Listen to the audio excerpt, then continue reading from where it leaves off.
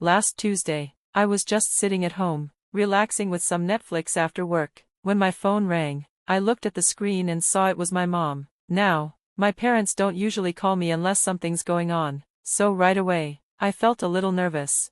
"Stacy, honey, can you come over tomorrow?" she said, and her voice had this strange excitement I didn't understand. I asked her what was happening. She said, "Your sister's back. Abby came home from California yesterday. She's staying with us now. We'd really like you to come see her."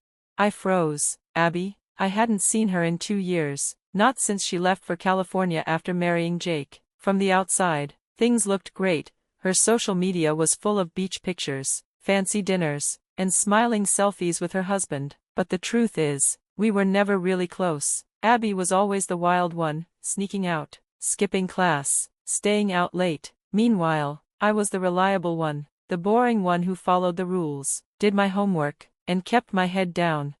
I asked Mom, "Is everything okay? Why is she back?" Mom just said, "Come over tomorrow, sweetheart, we'll talk then." So, the next day, after work, I drove over to my parents' house. That house hasn't changed a bit, same brown carpet from the 90s, same old family photos on the walls, and the same vanilla-scented candles Mom's been burning for decades.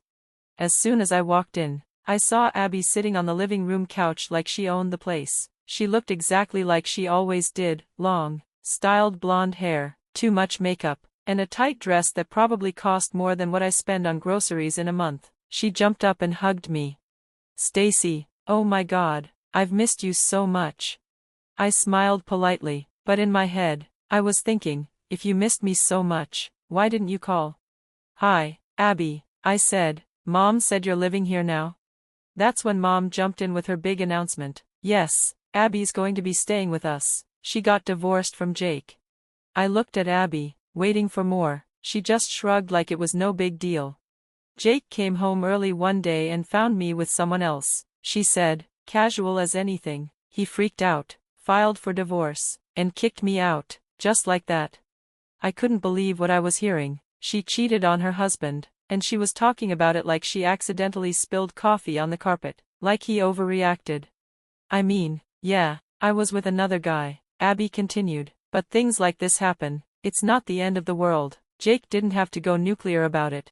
I looked at my parents, waiting for some kind of reaction, maybe a little disapproval, but no. Mom was patting Abby's hand, and Dad was nodding like this all made perfect sense. "She's been through such a tough time," Mom said softly. "Jake turned out to be a real jerk," Dad added. I sat there in shock. Was I the only one in the room who thought cheating on your spouse was not something you just brush off? I asked Abby, "So, what are you going to do now?" She flipped her hair and said, "I've been seeing a therapist, Dr. Martinez. He says I need to focus on healing and do things that bring me peace." Then she lit up and added, "He thinks I should take a cruise to Europe. It's supposed to be really good for my recovery. 14 days, Italy, France, Spain, everything included." I blinked. "That sounds expensive." "It's only $20,000, she said, like it was the price of a pair of shoes. "After everything I've been through, I deserve this." Then Mom turned to me, her face suddenly serious. "Stacy, we really think you should help your sister pay for the trip." I actually laughed. "What?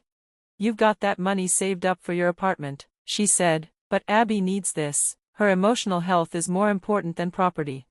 I just stared at them. "Are you all completely insane?" I asked. "I'm not paying for Abby's vacation."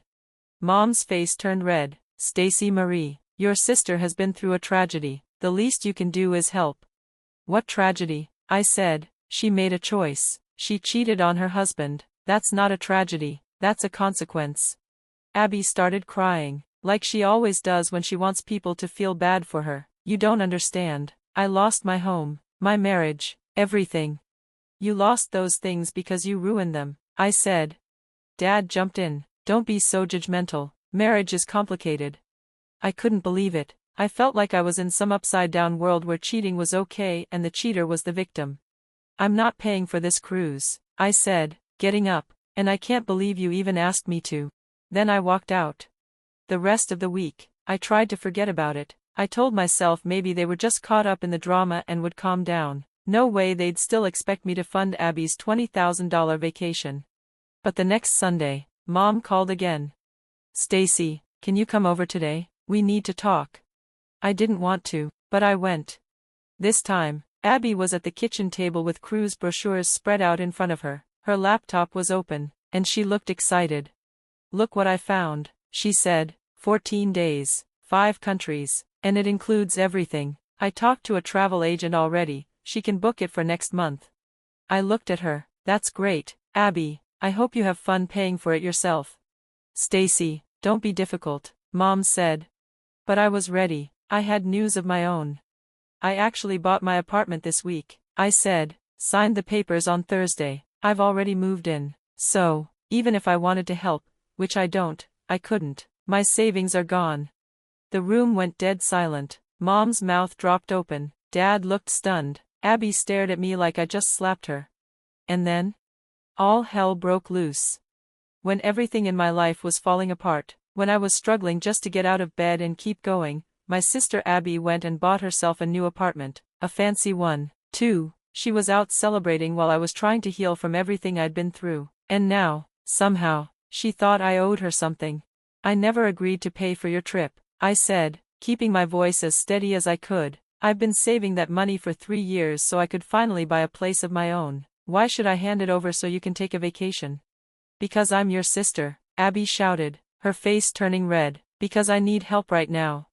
You need help? I asked. Fine, but not the kind that comes with sunshine and cruise ships. At that moment, Mom jumped up from the couch and pointed toward the door. Get out, she snapped. Just get out of this house right now.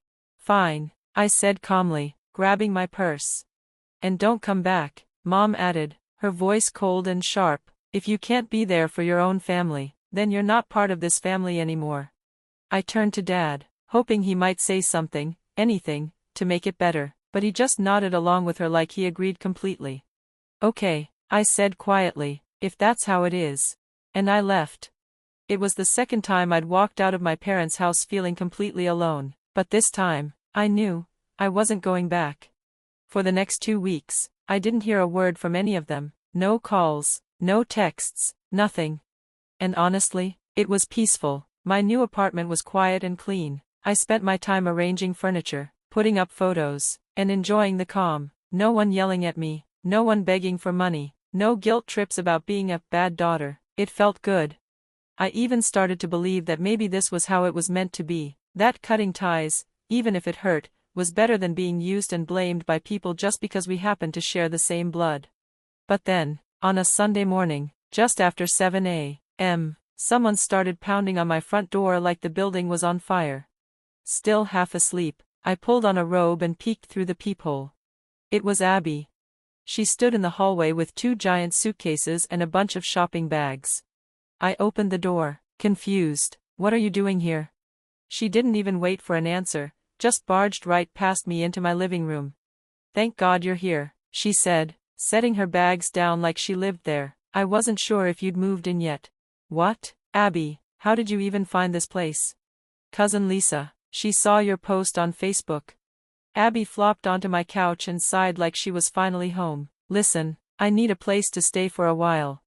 My jaw dropped. What? No, absolutely not. Stacy, please, she said, already pouting. Mom and Dad are driving me insane. They're in my business constantly. They ask a million questions every time I leave the house. It's like prison. I crossed my arms. Well, that's what happens when you move back in with your parents. They're treating me like I'm 16, Abby whined. I can't have a life there. I can't even bring over a friend without getting interrogated. And Dad keeps lecturing me about making better choices. It's unbearable. So go get your own place, I said. With what money? She snapped. I don't have a job yet, and Jake emptied our joint account before I could take a cent. I'm completely broke. I glanced at her designer purse and expensive-looking clothes. You don't look broke.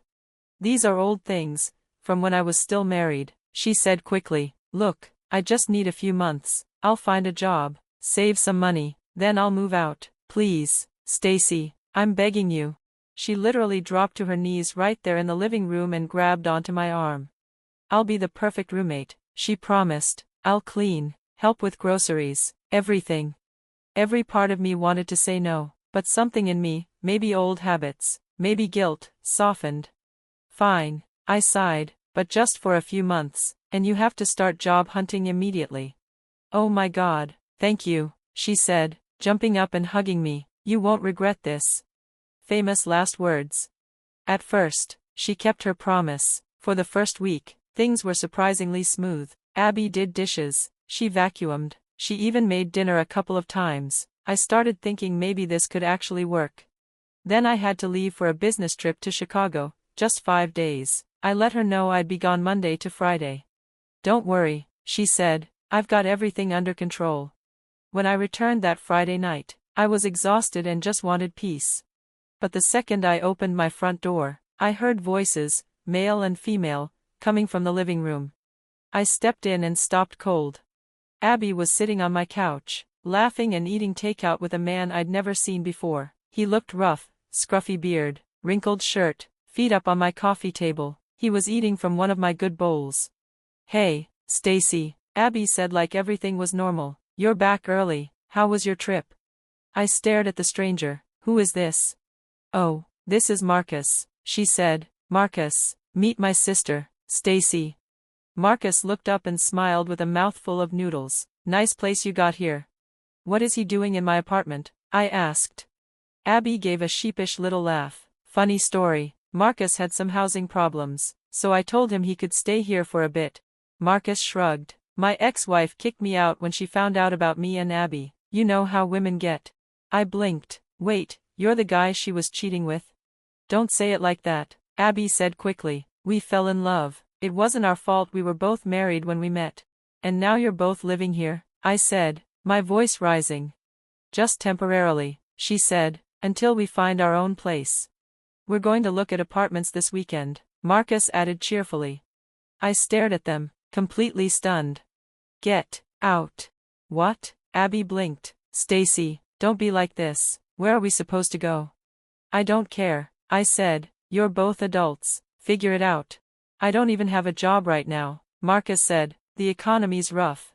I don't care. I'm not running a hotel or a shelter. Get out. You can't throw us out, Abby cried. We'll be homeless. You have 2 incomes between you, or at least you should. Find a room. Call mom and dad. They won't let Marcus stay there. Not my problem. You have 1 hour to pack up and leave, or I'm calling the police. Marcus stood up, annoyed. Come on, babe, let's go. We don't need this drama. They packed their things slowly, grumbling the whole time about how unfair I was being. But I didn't care. I finally had my space back, and I wasn't about to lose it again.